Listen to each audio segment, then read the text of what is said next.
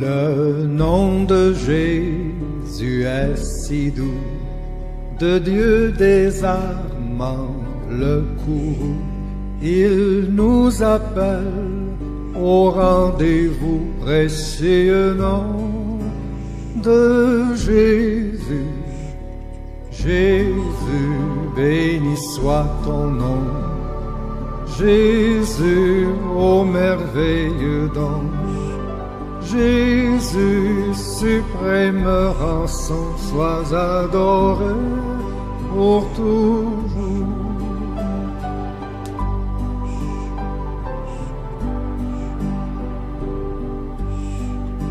J'aime ce nom dans le chagrin, il me soutient sur le chemin. Sa musique est un son divin, précieux nom de Jésus. Jésus, béni soit ton nom. Jésus, ô merveilleux don. Jésus, suprême rançon, sois adoré pour toujours.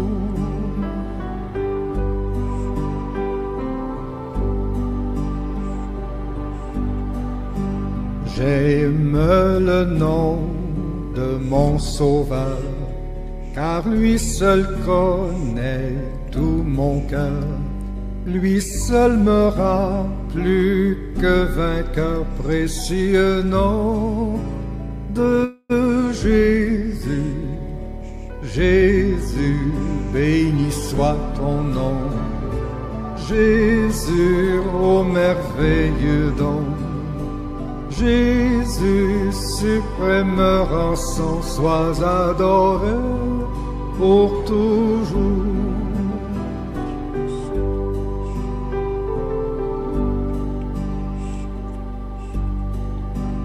Et si parfois j'ai succombé, si dans le mal je suis tombé, son nom puissant m'a relevé, précieux nom de Jésus.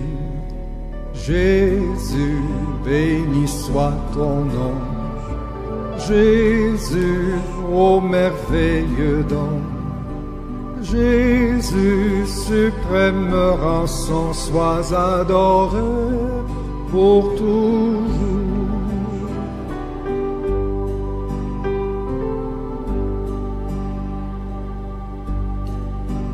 Et lorsqu'avec lui je serai, et lorsqu'enfin je le verrai, alors sans fin je redirai, précieux nom de Jésus. Jésus, béni soit ton nom. Jésus, ô merveilleux don. Jésus, suprême rançon, sois adoré pour toujours.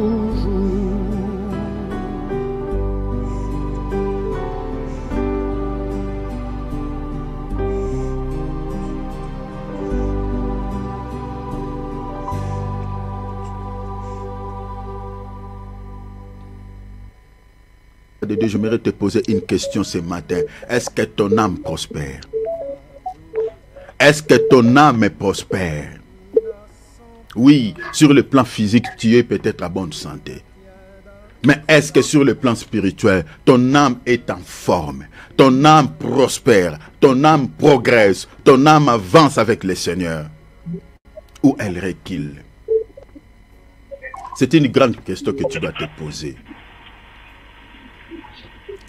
Si ton âme n'avance pas, tu peux faire au fait un petit bilan.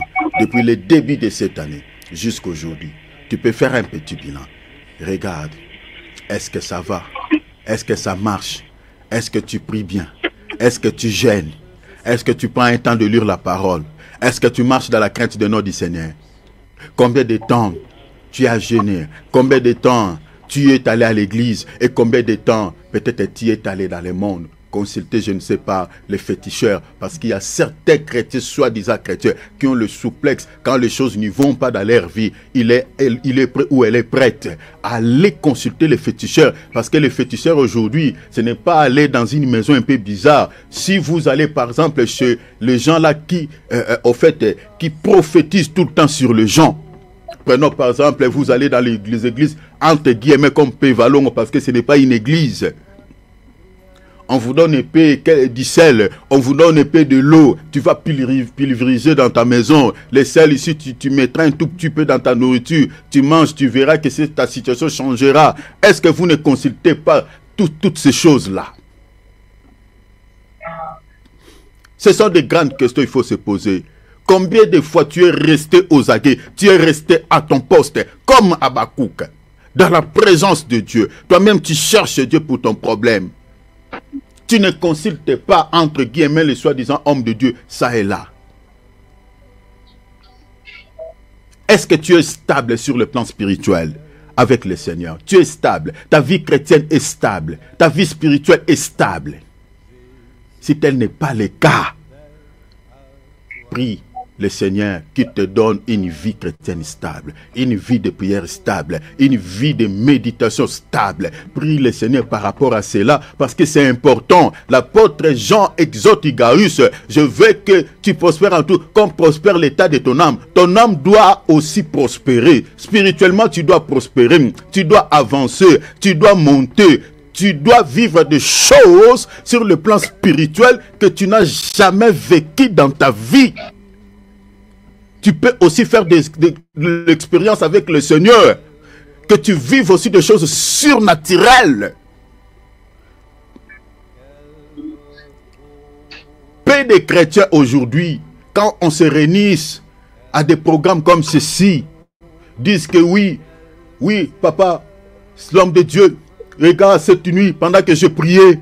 Regarde ce que le Seigneur m'a révélé. Le Seigneur m'a dit ceci. Le Seigneur m'a dit ceci. Il m'a dit même il t'avait soufflé cela. Regarde ceci. Il y en a plus ces choses. Moi je me rappelle quand nous on se réunissait dans des prières, il y avait ce genre de choses. Avant même de commencer à prier, il y a des paroles de connaissance, il y a des prophéties. Celui-ci donne, l'autre là il confirme. Il dit regarde la manière dont moi le Seigneur me l'avait montré. Prie. Demande à Dieu que tu prospères sur le plan spirituel. Que ton âme prospère. Que ton âme prospère. Que ton âme prospère. Parce que quand le Seigneur Jésus-Christ viendra, ce n'est pas ta chair qui sera sauvée. La chair là que tu entretiens tout le temps. La chair là que tu te poumonnes. Quand tu vois, il y a un peu l'ikwanze bimi. Il y a un peu une gale qui est sortie sur ta peau. Tu commences à s'inquiéter. Tu cherches à aller voir les dermatologues pour te soigner. Prie le Seigneur. Tu dois t'inquiéter pour ton âme parce que quand Jésus reviendra, c'est ton âme qui partira. C'est ton âme qui sera sauvée. Ta chair restera. La Bible dit, le jour où le Seigneur viendra, l'apôtre Paul nous enseigne. Il dit, il faut que ce corps corruptible revête l'incorruptibilité. Ce corps corruptible, le Seigneur le jettera dans la poubelle. C'est ton âme qui sera sauvée. Tu dois t'inquiéter beaucoup pour ton âme. Tu dois se soucier beaucoup pour ton âme. Tu dois travailler beaucoup pour ton âme. L'apôtre Paul dit dans Philippiens 2, 11, travaillez à votre salut avec crainte. Travaillez à votre salut avec crainte et tremblement. Le salut ne se trouve pas sur le corps. Le salut c'est dans l'âme. Prie. Prie s'il te plaît. Oublie un peu tes problèmes sur le plan physique. Oublie ça, oublie ça. Maintenant là, présente à Dieu. Seigneur, regarde mon bilan sur le plan spirituel est largement négatif. Parce que je ne prie pas bien. Je ne médite pas bien.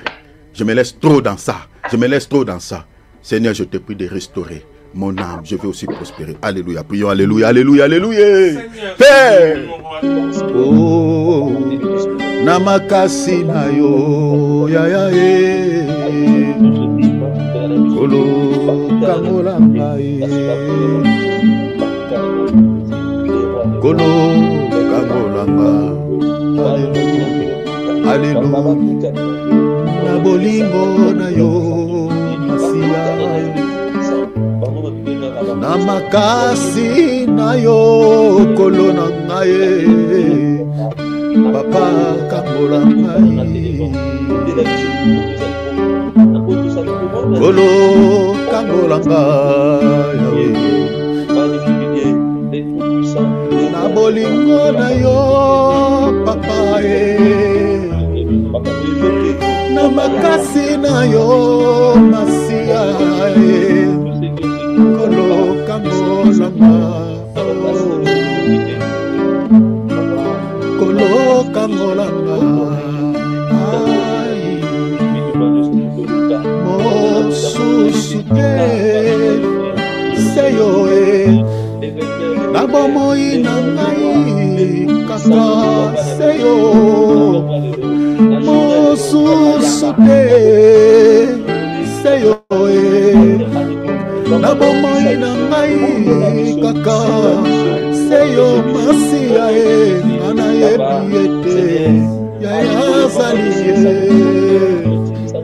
yoza elongo nanga yozali Yesu na yebi ete yaya zali onde mosungi nanga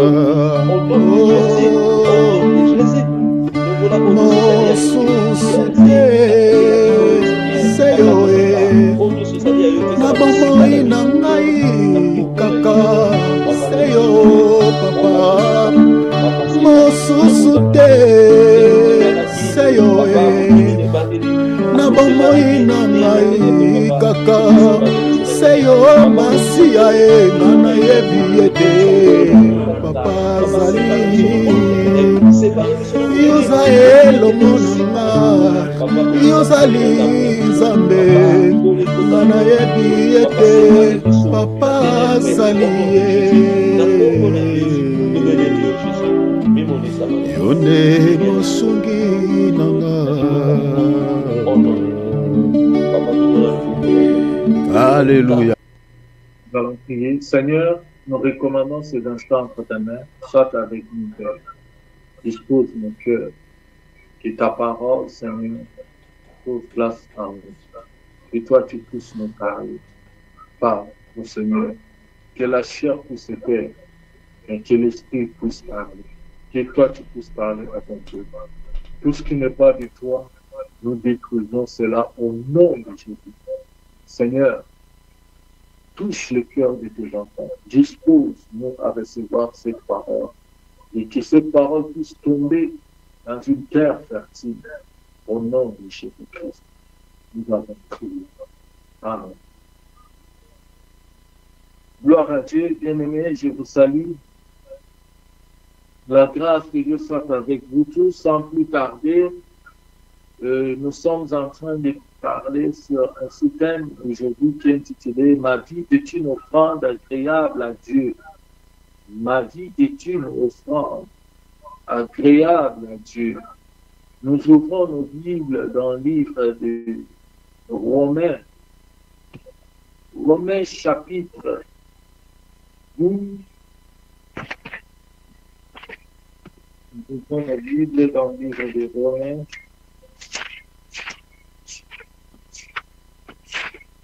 Romains chapitre 12, verset 1er jusqu'à 8. Il est écrit: Je vous exhorte donc, frères, par les compassions de Dieu, à offrir vos corps comme un sacrifice vivant, saint, agréable à Dieu. Ce qui sera de votre part un culte raisonnable. Ne vous conformez pas au siècle présent, mais soyez transformés par le dénouvellement de l'intelligence afin que vous disiez quelle est la volonté de Dieu, ce qui est bon, agréable et parfait. Je vais sauter pour aller juste 8, 7 à 8. Que celui qui est appelé au ministère s'attache à son ministère, que celui qui enseigne s'attache à son enseignement, et celui qui exhorte à l'exhortation, que celui qui donne les fasse avec libéralité, que celui qui préside les fasse avec zèle, que celui qui pratique la miséricorde les fasse avec joie. Amen. Mais plus ici, ce qui nous intéresse, c'est à partir du verset 1er jusqu'au verset 2e. Là, on nous dit quelque chose. L'apôtre Paul, il est en train de supplier. L'apôtre Paul, il est en train de parler. Il dit, je vous exhorte donc, frères, par les compassions de Dieu. Il ne force pas, l'apôtre Paul, s'il parle, il n'est pas en train de commander, il n'est pas en train peut-être de dire avec force ou bien d'envoyer les gens à faire quelque chose avec force. Non. De crier sur les gens, de les obliger. Non. Mais il supplie, il dit, par les compassions de Dieu, à offrir vos corps comme un sacrifice vivant, saint, agréable, acquis à Dieu. Pourquoi seulement offrir à Dieu nos corps? Quand on regarde ce verbe ici, offrir, ça veut dire donner, offrir, donner, sacrifier. En d'autres termes, c'est une offrande. Notre corps est une offrande que nous sommes en train d'offrir. Une offrande que nous sommes en train de donner. De donner à qui? À Dieu. Notre corps. À offrir. On n'a pas dit à offrir autre chose. Mais il nous dit d'offrir notre corps, d'offrir ton corps, que moi je puisse offrir mon corps, que nous tous, nous puissions offrir mon corps à l'Éternel comme un sacrifice vivant. Et quand nous allons dans le livre de 1 Corinthiens, au chapitre 3, verset 16, là-bas on nous dit que ne savez-vous pas que votre corps est le temple du Saint-Esprit? Nous allons lire. Ne savez-vous pas que votre corps est le temple du Saint-Esprit? Ton corps est le temple du Saint-Esprit. Mon corps est le temple du Saint-Esprit. 1 Corinthiens chapitre 3, verset 16. Nous allons lire. Ne savez-vous pas que vous êtes le temple de Dieu et que l'Esprit de Dieu habite en vous? Ne savez-vous pas que vous êtes le temple de Dieu et que l'Esprit de Dieu habite en vous? Si quelqu'un détruit le temple de Dieu, Dieu le détruira, car le temple de Dieu est saint. Et c'est ce que vous êtes. On nous dit que notre corps, c'est le temple du Saint-Esprit.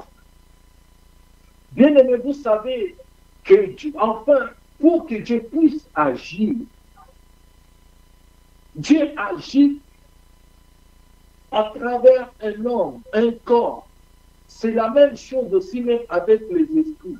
Les esprits agissent dans le corps, habitent dans le corps. Et notre corps aussi, c'est là où aussi le Saint-Esprit de Dieu habite. Si Dieu veut agir ou bien faire quelque chose, il a besoin d'habiter dans un corps pour agir. Par exemple, si tu vois que Dieu veut te visiter ou bien te faire quelque chose de bien, ou bien Dieu veut te bénir d'une manière ou d'une autre, Dieu va passer à travers quelqu'un.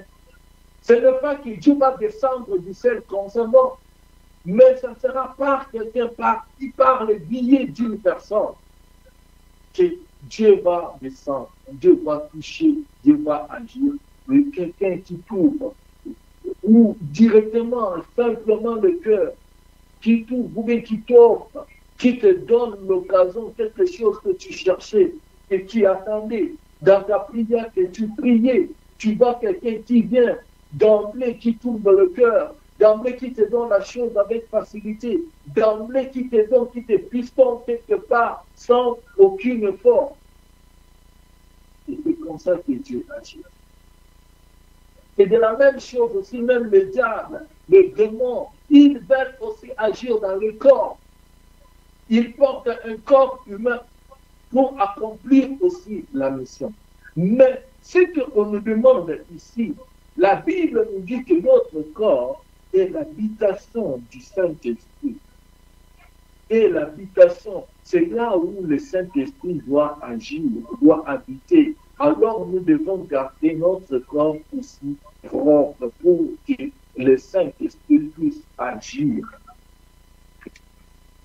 L'Esprit de Dieu ne peut pas habiter là où ce n'est pas propre. L'Esprit de Dieu veut habiter là où le corps, ce corps qui est propre. Il nous dit, il nous demande que nous puissions être propres pour que l'Esprit de Dieu puisse agir dans nos vies. Celui qui détruira les temples de Dieu, Dieu le détruira. Car le temple de Dieu est saint. On nous parle de la sainteté. Sainteté. Sainteté. Nous devons être propres. La sainteté, garder ce corps saint. Bien-aimé, par exemple, comme toi tu as chez toi, tu ne peux pas vouloir que ta maison soit sale, soit mal entretenue. Non. Tu veux que le milieu où tu habites soit propre. Ça puisse être agréable, bien sentir, que l'endroit où tu vas poser ta tête, où tu vas dormir, où tu vas passer toute ta vie, soit propre. C'est ce que aussi Dieu veut que notre corps aussi soit propre, loin du péché. Dieu ne veut pas que ce corps aussi puisse porter le péché, puisse être un corps de péché. Non. Le temple de Dieu doit être un endroit où l'adoration doit sortir de toi. C'est comme l'homme de Dieu nous avait parlé de l'exemple de Caïn et Abel. Quand ils sont venus avec leurs offrandes devant Dieu pour offrir, donner leurs offrandes à Dieu, d'abord Dieu a regardé la disponibilité du cœur. Est-ce que le cœur était disposé? Est-ce que le cœur était prêt? Est-ce que le cœur était propre pour recevoir cette offrande? Mais on a dit que le cœur de l'un était disponible, était bien, mais de l'autre n'était pas disponible. D'abord, Dieu regarde à l'intérieur. Avant toute chose, avant de faire ceci, cela, Dieu regarde d'abord l'intérieur de la personne. Dieu regarde d'abord le cœur. Dieu regarde d'abord des pensées, des motivations que tu as. Oui, tu peux nous tromper, nous. Oh, tu peux venir comme en étant peut-être saint, en montrant une autre image de toi dans l'église, là où tu travailles, dans ta famille, devant ton mari, devant ta femme. Tu peux montrer une autre image, mais en réalité, ce n'est pas ça. En réalité, ce n'est pas ce que tu reflètes, mais tu peux jouer le double jeu pour nous faire endormir, pour nous distraire, pour nous montrer que nous puissions avoir notre témoignage de toi. Mais or, celui qui connaît toutes choses Donc, celui qui maîtrise, qui voit même en secret, c'est seul Dieu. Oh, combien de fois nous voyons ces choses parmi nous, de ce que nous connaissons, de ce que nous voyons, mais en secret. Mais quand nous regardons dans la profondeur, ce n'est pas ça. Mais Dieu voit tout. Est-ce que ta vie reflète la gloire de Dieu? Est-ce que ta vie est un parfum de bonne odeur? Est-ce que ta vie reflète la gloire de Dieu? Quand Dieu te regarde, est-ce qu'il prend plaisir à toi? Quand tu viens dans la présence de Dieu, quand soi-même tu te dis que tu es enfant de Dieu, tu viens dans l'église, tu viens parmi le peuple de Dieu dans des réunions de prière, tu élèves tes mains à l'air. Est-ce que tes mains sont pures devant Dieu? Ou bien tes mains sont sales devant Dieu? Est-ce que nos mains, comme nous élevons nos mains devant le trône de Dieu pour l'adorer, pour se prosterner devant son trône, pour le lever, est-ce que ces mains-là sont propres devant Dieu? Nos mains sont propres. Est-ce que Dieu agrée nos prières qui sortent de nous, de nos lèvres, nos mots que nous faisons sortir de nous, qui sortent de nous pour adorer Dieu? Est-ce que c'est agréable à Dieu? Est-ce que Dieu reçoit cela? Est-ce que c'est un bon parfum, un parfum de bonne odeur devant Dieu? Or, notre vie doit être une offrande. D'abord, ma vie, avant de venir avec, peu importe les sacrifices devant mon Dieu, peu importe quoi devant Dieu, d'abord j'amène ma vie qui est une offrande, qui est un sacrifice vivant devant mon Dieu. C'est ma vie d'abord qui est une offrande.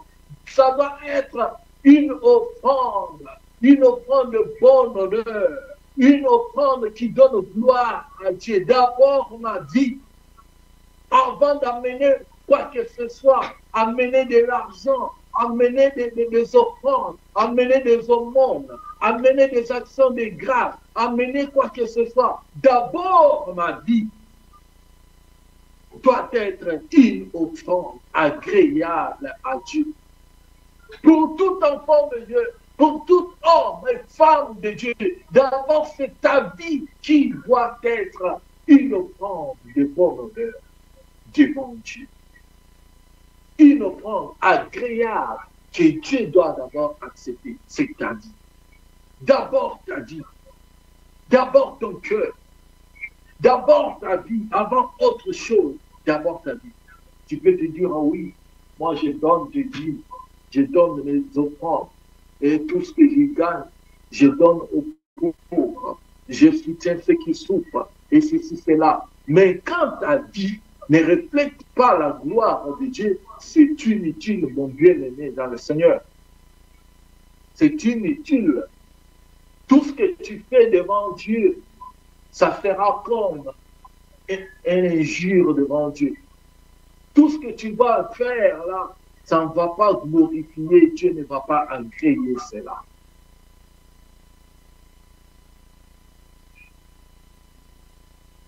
Une sœur qui va faire la prostitution dans le boîte de nuit et gagne de l'argent, et le matin qui vient se réveille, et vient à l'église et donner ça comme offrande, comme dîme.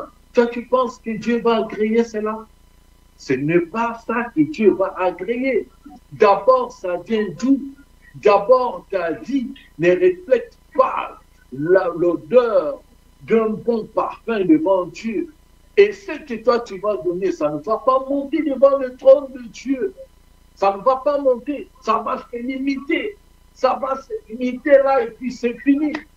Toi, tu penses peut-être que comme j'ai donné, comme j'ai fait ceci, cela, malgré j'ai fait, et j'ai trouvé cet argent, et comme ça, et je viens donner pour que Dieu puisse agréer cela. J'ai donné pour que Dieu puisse écouter ma prière. J'ai donné pour que Dieu puisse avoir pitié de moi. Non, il y a beaucoup même dans nos églises, même des politiciens, des hommes en politique qui tuent,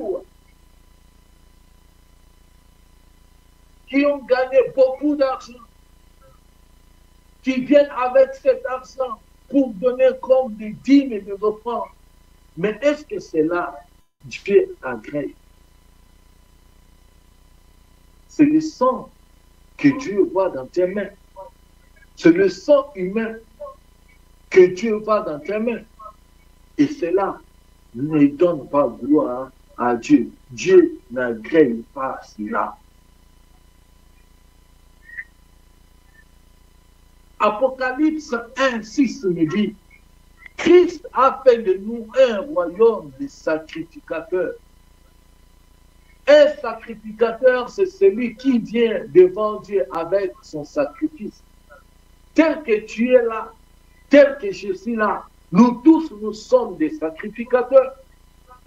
Mais quand nous venons devant Dieu avec notre sacrifice, en d'autres termes, notre offrande, ça doit être d'abord notre vie.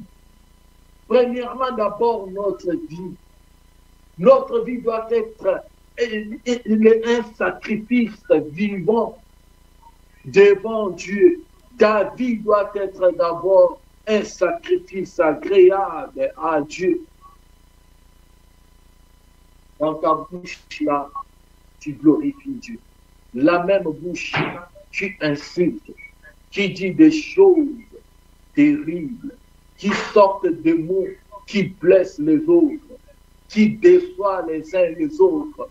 Même quand toi tu commences à parler, des fois les gens ne savent pas que c'est toi qui parles. Des fois les gens, ils bouchent des oreilles quand ils t'entendent de toi parler. Des paroles qui sortent de ta bouche ne construisent pas. Au contraire, ça détruit, ça blesse, ça crée des confusions, ça crée même des ennemis, ça coince des gens de tous côtés, de partout, à cause de ce qui vient de ta bouche. Et même la même bouche là, quand tu arrives, tu commences à adorer Dieu, tu commences à prier. Oh, mon bien-aimé, tu penses que Dieu ne voit pas? Est-ce que tu penses que Dieu, il est le Dieu qui ne voit pas tout ce que tu fais? Il est ignorant. Mais non, laisse-moi te dire, Dieu voit ça. Laisse que tout ce que tu fais comme tu adores Dieu, tu glorifies Dieu, ça n'a pas de sens, ça ne va pas monter vers le trône de Dieu. Dieu ne va pas accueillir cela. Parce que ta vie d'abord n'est pas agréable à ta vie. Ça ne donne pas un parfum de bonne odeur devant la présence de Dieu. Dieu n'agrée pas cela. Dieu n'agrée pas cela.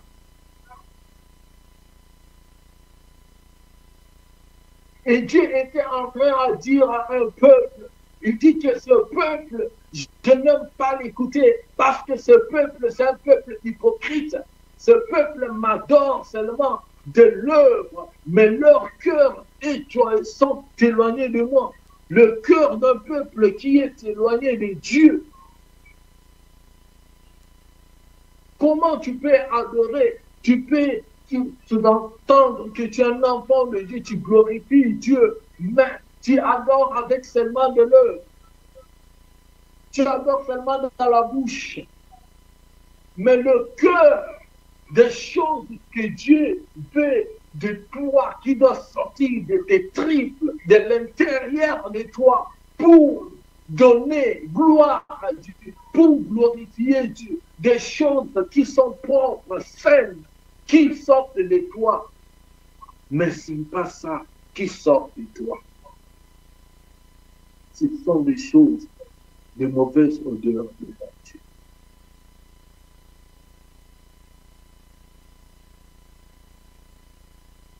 Ce sont des choses que Dieu est en train de dire que tu dois regarder afin que ton adoration, afin que ton offrande soit agréable à lui.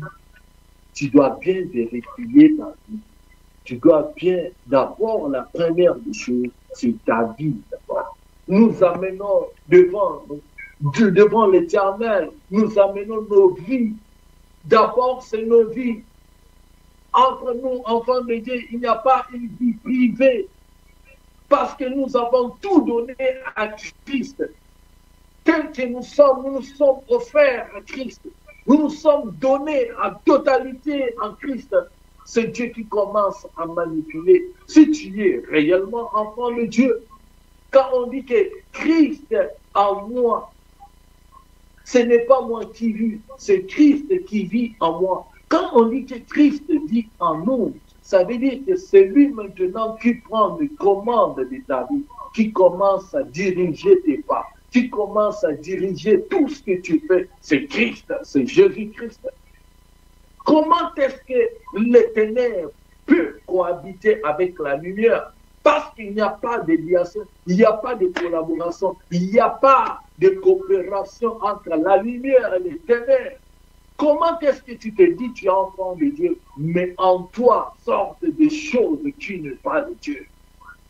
C'est pratiquement impossible.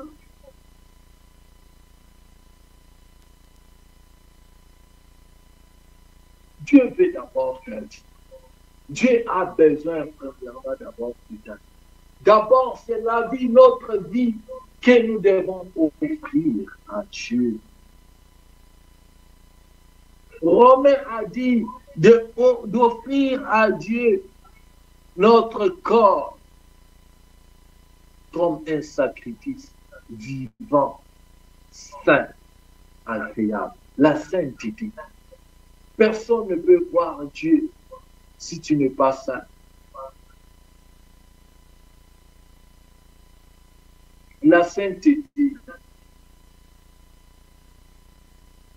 Il est impossible qu'un homme puisse voir Dieu s'il n'est pas saint. C'est ce que la Bible dit. La sainteté. Et on continue encore, il dit agréable à Dieu. Ce sera de votre part un culte raisonnable. Un culte raisonnable.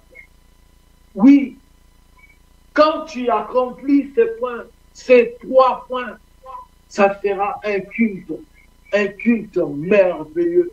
Ça sera un bon moment. Et ça sera une représentation que Dieu prend plaisir. Tu peux venir devant Dieu à tout moment. Lorsque tu as un problème, tu lèves tes mains à l'air. Tu commences à parler à ton Dieu. Le ciel est ouvert. Le ciel est ouvert pour entrer en contact direct avec Dieu. Et Dieu agrée tes supplications. Dieu agrée ta prière. Dieu agrée tout ce que toi tu viens, tel que tu es là, tu viens devant Dieu. Dieu agrée. Dieu accepte. Dieu répond. Le ciel est ouvert. Il n'y a pas un obstacle. Il n'y a pas quelque chose qui peut empêcher. Mais quand tu as une double vie, quand tu as des méli-mélos, quand tu as des mélanges, que même si tu viens devant Dieu, tu lèves tes mains seront sales. Tu lèves ta voix ne va pas monter, le ciel ne sera pas ouvert pour toi. Pourquoi? Parce que c'est une odeur qui n'est pas agréable. Ta vie ne représente donc ce n'est pas un parfum qui est agréable devant Dieu. Toi-même, enfant de Dieu, tes oreilles, là, tu écoutes la musique mondaine. Tu parles, tu écoutes la musique mondaine partout où tu es. Tes oreilles, tu commences à écouter des choses qui ne sont pas de Dieu. Or, tes oreilles, ça devrait écouter la voix de Dieu. ça devrait écouter le message de l'Éternel, ça devrait écouter ce que Dieu te dit de faire en tant que son bien-aimé, en tant que son enfant. Même tes mains, regarde tes mains où tu dois acclamer, que tu dois chanter, acclamer pour l'Éternel. Et regarde maintenant, tes mains sont en train d'acclamer d'autres personnes, d'acclamer les gens de ce monde, de donner gloire aux choses qui ne sont pas de Dieu. Même tes pieds pour aller à l'église, pour aller évangéliser.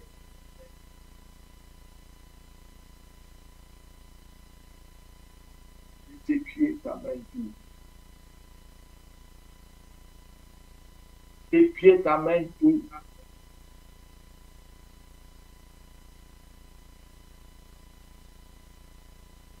Les pieds de ceux qui amènent l'évangile sont bénis.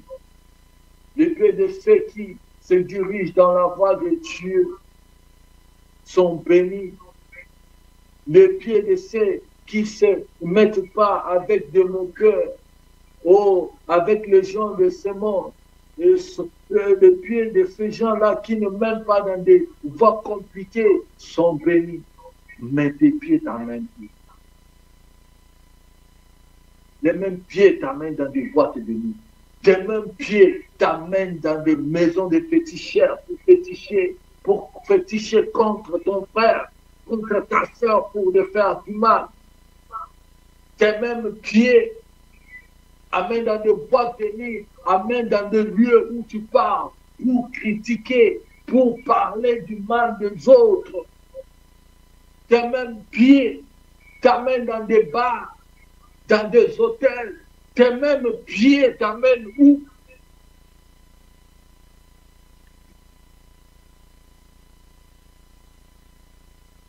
Tes mêmes pieds t'amènent. Tes yeux voient qu'est-ce que tes yeux voient? Des choses terribles, des choses horribles qui ne glorifient pas Dieu, que tes yeux prennent plaisir à regarder sur TikTok, sur Facebook, sur Instagram, sur les réseaux sociaux.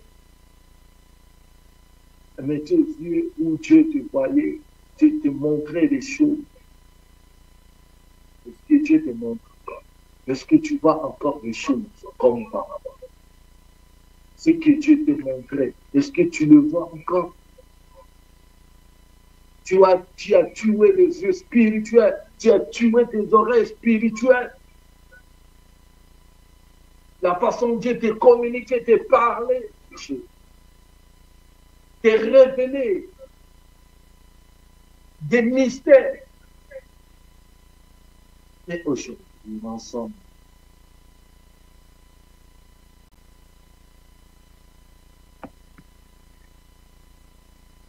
bien-aimés dans le Seigneur, Dieu prend plaisir avec notre vie. D'abord, notre vie, que ce soit avant autre chose, d'abord, c'est ma vie qui soit une offrande. Que Dieu va accepter. D'abord, c'est mal. C'est mal dit. C'est ça fait que Dieu m'arrive. Quand nous regardons dans le livre de Luc chapitre 18, verset 11, bien aimé, on nous montre l'exemple d'un républicain et un pharisien. Les deux personnages étaient en train de prier. Mais voilà comment est-ce que l'autre a commencé à s'évangéliser de l'évangile. Il a commencé à parler d'évangile. C'est quelqu'un qui jeûne. C'est celui qui prie tellement beaucoup. C'est celui qui prend du temps dans la présence de Dieu. C'est celui qui est là super devant Dieu. Il donne les aumônes, il donne ceci, cela, il fait ça. Mais il commence à maintenant à accuser l'autre, à dire mal de l'autre. Mais Dieu n'avait pas pris plaisir à ses prières. Dieu n'avait pas pris plaisir à tout ce qu'il disait. Pourquoi? Parce que son état, d'abord sa vie, ce qu'il disait, ce n'était pas digne. Dieu ne peut pas agréer de telles choses, de telles prières.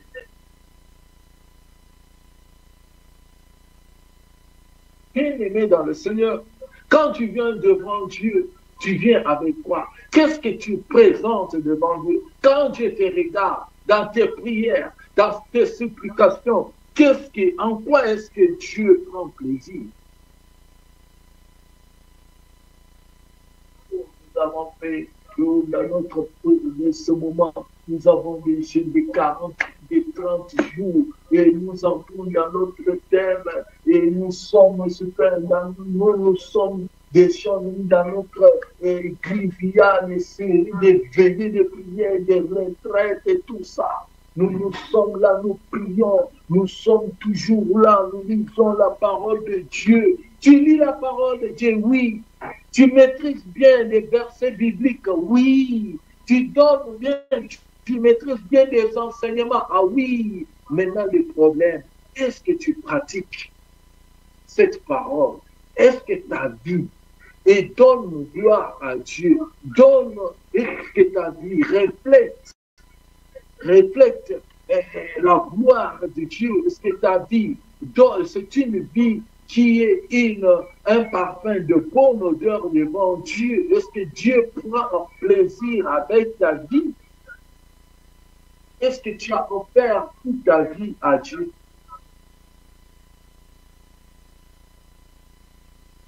C'est comme un frère qui me disait, moi j'ai donné seulement à Dieu mes membres supérieurs, à Dieu, j'ai donné ça à Dieu, mais mes membres inférieurs, là, je les garde pour moi-même. Mais quand tu regardes, c'est quelqu'un qui vient, qui est dans la chorale, qui est dans les groupes d'intercession, qui est tout le temps, qui accompagne le pasteur, qui est là tout près des serviteurs de Dieu, qui est là tout près des choses de Dieu. Mais est-ce que ta vie, bien-aimée, ta vie, reflète la gloire? Quand Dieu te regarde, est-ce que Dieu prend plaisir? D'abord ta vie, c'est lui qui nous prend, c'est un sacrifice à Dieu. D'abord, ce que nous devons offrir, nous n'avons pas autre chose à offrir à Dieu, premièrement. Ce que nous avons à offrir à Dieu, c'est notre vie. C'est notre vie, c'est ta vie. C'est ta vie que Dieu a besoin. Dieu n'a pas besoin de tes fortunes, de tes richesses. Dieu n'a pas besoin de tes connaissances, de diplômes. Dieu n'a pas besoin de tout ce que tu as comme de bien. Mais Dieu a besoin d'abord de ta vie. Ta vie.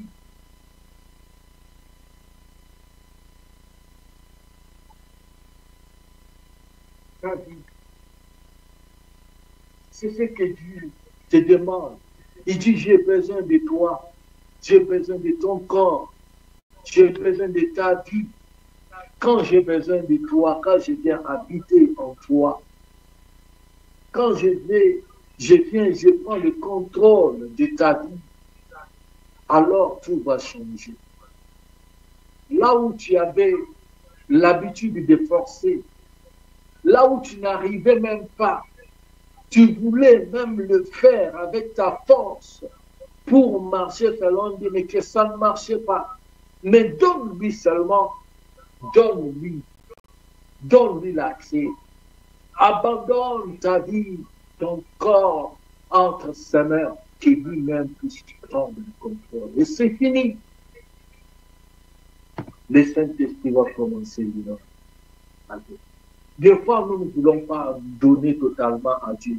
Il y a certaines parties, il y a certaines choses que nous voulons d'abord nous accaparer nous-mêmes, contrôler d'abord nous-mêmes. Certaines parties de nos vies que nous-mêmes, nous voyons, c'est trop secret, je vais d'abord m'accrocher à ça. Je ne peux pas tout donner à Dieu. Et je vais donner une partie de ma vie. Mais cette partie, c'est moi celle qui gère cela. Parce que moi-même, je fais comment, je gère cela, je commande cela, c'est bien pour moi. Mais Dieu veut donner tout en totalité.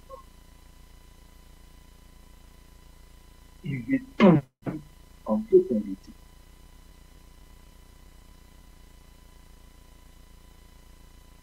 Il veut tout.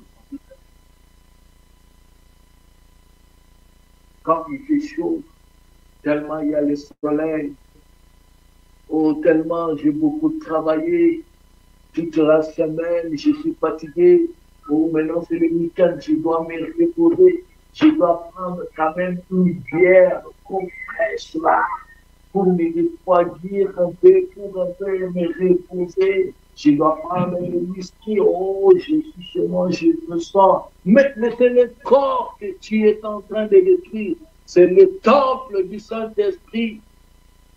Quand même Dieu choisissait des personnes dans la Bible, des personnes auxquelles il devrait utiliser, Dieu les interdisait de prendre des liqueurs. Dieu les interdisait de prendre de l'alcool. Pourquoi? Parce que ce sont des personnes mises à part. Ce sont des personnes que Dieu va utiliser. Comment se fait-il que toi, tu es la personne que Dieu va utiliser pour sa gloire et que ton corps, c'est le temple du Saint-Esprit? C'est le même corps-là que le Saint-Esprit va travailler pour que le Saint-Esprit va utiliser. Mais tu prends le même corps, tu prends encore de l'alcool, tu prends le whisky, tu prends des liqueurs, tu prends d'autres choses pour détruire ce corps. Et on a dit, il faut prendre un peu de vin seulement et pour les corps, c'est bien pour la santé. Non, on a dit que si tu prends, c'est de la débauche. Si tu détruis le temple de Dieu, Dieu te détruit. C'est le temple de Dieu que tu es en train de détruire.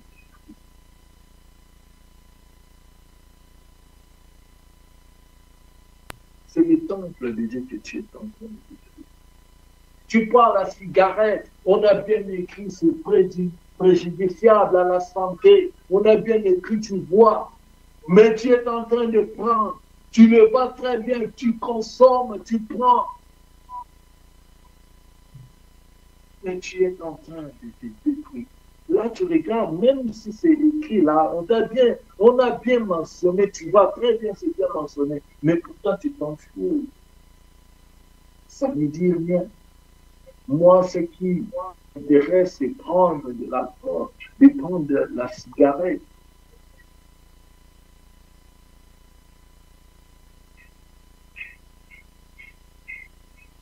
Le corps, tu ne dois pas exposer ton corps. Le frère, nos sœurs, nos jeunes sœurs, il est écrit dans le livre de 1 Timothée, chapitre 2, versets 9 à 10. Je veux aussi que les femmes, vêtues d'une manière décente avec pudeur et modestie. Ton corps, ce n'est pas à être exposé à n'importe qui. Tu t'habilles d'une manière qui n'est pas bien. Tu t'habilles d'une manière scandaleuse. Quand tu passes en cours de route, tu sais combien de gens, combien de hommes, combien de gens sont en train d'être offensés à cause de ton habillement. Tu sais que tu portes la taille L, XL.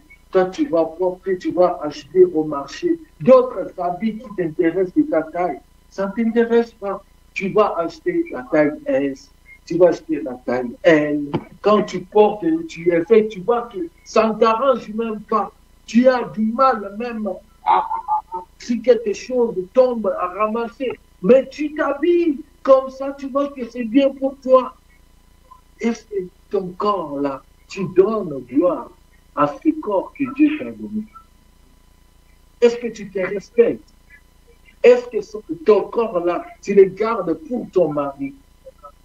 Pour la gloire de ton mari? Mais regarde ce que tu fais avec ce corps.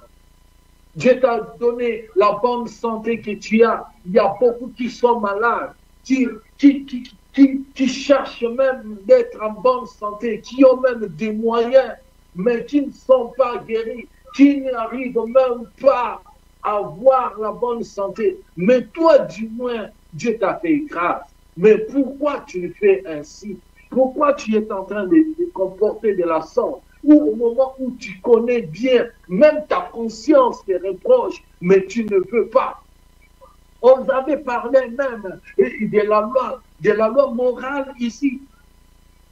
Même sans lire la Bible, même sans peut-être connaître la Bible, mais tu connais quand même, du moins, quand je m'habille comme ça, ce n'est pas bien. Quand je fais ça, ce n'est pas bien. Mais tu le fais quand même. Mais tu le fais. Ta conscience te reproche. Mais tu le fais.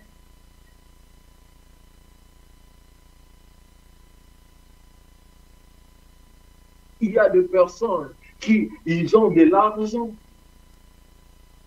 même pour payer les transports en commun comme ça, acheter des tickets, c'est un problème pour lui. Mais c'est pas que non, il manque, mais ils en ont, ils ont les moyens, il a l'argent pour acheter, mais il ne veut pas, mais il veut d'abord abuser, frauder, il veut d'abord passer comme ça, mais il a l'argent sur lui.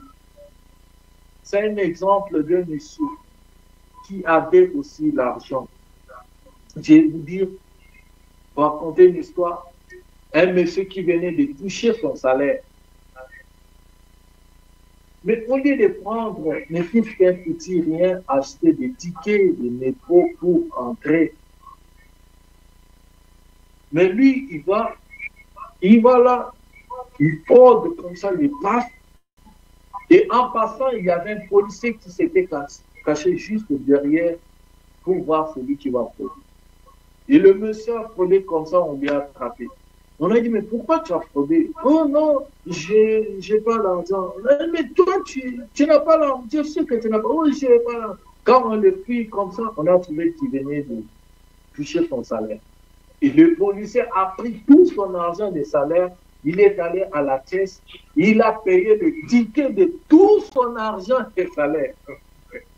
Et maintenant, il vient avec le frère.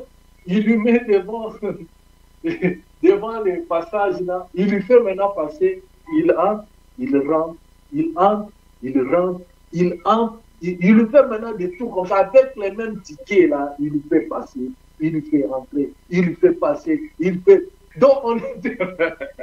Mais tout son argent, et le policier a acheté plusieurs tickets, il a donné, il a dit, tu vas commencer à payer tous les mois jusqu'à ce que...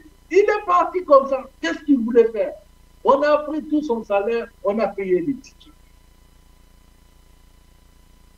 Mais il avait l'argent sur lui. Si tu n'as pas l'argent, peut-être on pouvait comprendre. Mais tu as quand même quelque chose sur toi. Il y a certaines choses que nous pouvons faire bien aimées, que même la Bible elle-même ne nous dit pas. Mais consciemment comme ça, en tant qu'humain, les cinq sens quand même, hein, la loi morale, comme vous avez dit, quand tu regardes comme ça, toi-même, tu te dis non, ça, ce n'est pas bien. Moi, je vais vous raconter une histoire. Une fois, on sort avec ma fille, on part, tellement j'étais pressé, ma fille m'a appris quelque chose de très important. Tellement on était pressé, on passe, j'ai vu le feu, devant le feu et tout ça. J'étais en retard, mais il y a un feu rouge qui est allumé là, donc du côté des piétons. Je lui dis non, passons vite, il n'y a pas de voiture, il n'y a pas. Et quand on a traversé, ma fille qui me dit, papa, est-ce que chez vous, au Congo, est-ce que vous traversez aussi comme ça? Vous traversez comme ça? Est-ce que vous faites ça aussi au Congo? Bien aimé, moi-même j'ai rigolé. Je suis resté calme. À moi-même, je dis, ah, mais ma fille m'a appris quelque chose prochainement. Je ne peux pas venir traverser ça. Vous voyez, mais c'est un enfant. À l'école, on les apprend, on les montre quand il y a le feu vert, ça veut dire que tu peux traverser quand il y a le feu rouge. il faut t'arrêter, c'est pas ton tour de passer. Des choses pareilles. Mais nous, même pas lire la Bible, il y a certaines choses. Vous allez même aux toilettes publiques, bien aimés. Il y a des gens qui, il y a l'endroit où tu vas venir déposer tes matières. Mais il y a d'autres qui vont par terre, bien aimés dans le Seigneur. Il y a des choses que vous voyez même, sans même qu'on vous parle de Dieu, sans même que vous lisez la Bible, mais avec votre conscience, vous regardez, vous dites que ce n'est pas bien de pratiquer, de faire ceci, cela. Il y a trois agents qui contribuent à notre éducation. Il y a l'école, il y a l'église, il y a aussi ce qu'on peut dire la maison ou bien l'État aussi. Peut-être l'éducation, si c'est raté au niveau de l'école, il y a l'État.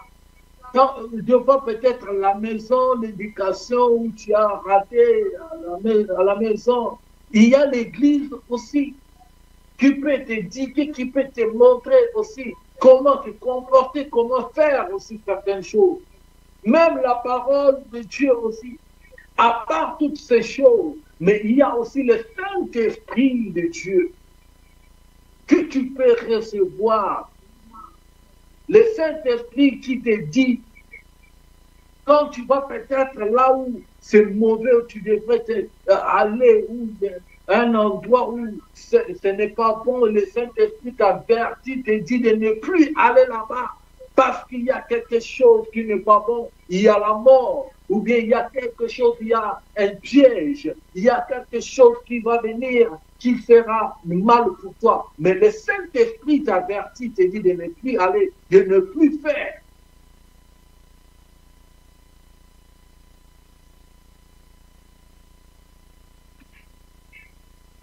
Mais nous ne voulons pas. Nous ne voulons pas nous soumettre. Nous ne voulons pas faire ce qui est bon, qui va donner gloire à Dieu d'abord. Bien-aimés dans le Seigneur, que notre vie soit un partage, soit une offrande de bonne odeur devant Dieu. Devant Dieu, avant de se présenter avec autre chose, c'est d'abord notre vie qui parle, notre vie qui trille, notre vie qui donne accès devant Dieu. Si nous sommes bien dans notre vie, que nous regardons notre marche, afin que notre prière puisse être agréée, afin que notre vie soit un parfum qui est agréable, une offrande agréable à Dieu. Bien-aimés, nous devons nous attacher à Dieu et faire la volonté de Dieu. Nous devons soumettre notre vie à marcher dans la sainteté, à la crainte de la parole de Dieu. Que Dieu vous bénisse. Les temps sont épuisés. Que Dieu bénisse sa parole. Au nom de Jésus-Christ. Amen. Amen. Nous allons Amen. prier. Amen, amen. Seigneur, nous te disons merci pour ta parole. Gloire à ton nom. Oh Yahweh, que ton nom soit glorifié. Seigneur, je prie pour cette parole qui est sortie, que cela reste gravé dans le cœur de tes enfants. Que cette parole, Seigneur, reste gravée dans nos cœurs, que nous puissions pratiquer. Que nos vies, Seigneur, soient parfaites de bonne odeur. Alléluia. Que notre vie, Seigneur, soit, Yahweh, une offrande que toi, tu vas agréer devant toi, devant ta face. Merci, Seigneur, pour ce moment. Bénis mon frère, bénis ma sœur. Au nom puissant de Jésus-Christ, nous avons prié. Amen. Amen. Alléluia. Acclamons le Seigneur, acclamons la parole, cher enfant de Dieu. Alléluia. L'homme de Dieu, Dieu vous bénisse. Dieu vous bénisse abondamment, l'homme de Dieu, Alex. Merci infiniment pour ce très beau message. C'est vraiment très, très édifiant, très enrichissant. Vraiment, merci infiniment, l'homme de Dieu. Voilà, tout est dit. Il n'y a pas à commenter. Le Seigneur t'a parlé, mon frère. Le Seigneur t'a parlé, ma sœur. Maintenant, c'est à toi de pouvoir mettre cette parole que tu viens d'écouter en pratique. Vous voyez tout ce que l'homme de Dieu a dit là. Si vous les mettez en pratique dans votre vie, quand le Seigneur viendra nous chercher, tu partiras. Tu seras enlevé. Je vous dis la vérité. Amen. Tu seras sauvé. Il a fait sa part. Maintenant, c'est à toi. C'est à prendre ou à laisser. Le Seigneur a dit, je mets devant vous le chemin de la vie et le chemin de la mort. Choisis. Choisis la bonne part pour que tu vives. Il revient très bientôt. Parler sur les prophéties, sur les dimensions révélationnelles, c'est très bon.